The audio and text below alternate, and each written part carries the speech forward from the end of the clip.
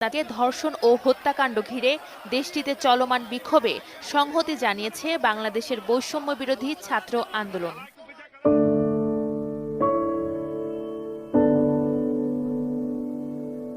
যার অংশ হিসেবে ১৬ আগস্ট সন্ধ্যায় ঢাকা বিশ্ববিদ্যালয়ের রাজু ভাস্কর্যের পাদদেশে উই আর মৌমিতা নামের কর্মসূচিতে বিক্ষোভ মিছিল ও মোমবাতি প্রজ্বলন করেছেন তারা।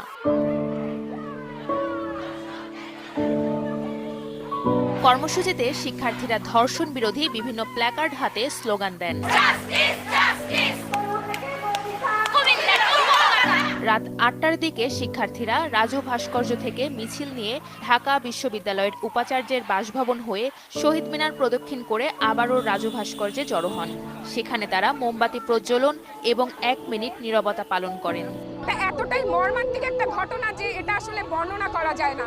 একটা মেয়ে হয়ে আমরা সকলে বুঝতে পারি যে তিনি কতটা নৃশংসভাবে ধর্ষকদের দ্বারা অত্যাচারিত হয়েছেন, এবং আমরা দেখেছি তার চোখ দিয়ে রক্ত পড়েছে, তার মুখ দিয়ে রক্ত পড়েছে।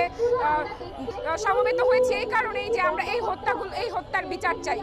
আমি যদি একটা দিন রাত করে আমার বাসায় ফিরতে যাই, আমার সারাক্ষণ তটস্থ থাকতে হয়। রিক্সা দিয়ে আশেপাশে দেখতে দেখতে যাইতে হয় যে কেউ কি আমাকে ফলো করলো, রিক্সাওয়ালা কি কোনো খারাপ কাজ করতে চাচ্ছে আমার সাথে, কেউ কি আমার আশেপাশে আছে। আমরা আজকে এখানে একসাথে হয়েছি মৌমিতার সাথে একাত্মতা পোষণ করার জন্য, কারণ এই দুঃখ, এই যন্ত্রণা, এই পুরোটাই আমাদের নিজেদের। ৯ আগস্ট ৩০ বছর বয়সী চিকিৎসক মৌমিতা দেবনাথকে ধর্ষণের অভিযোগ ওঠে।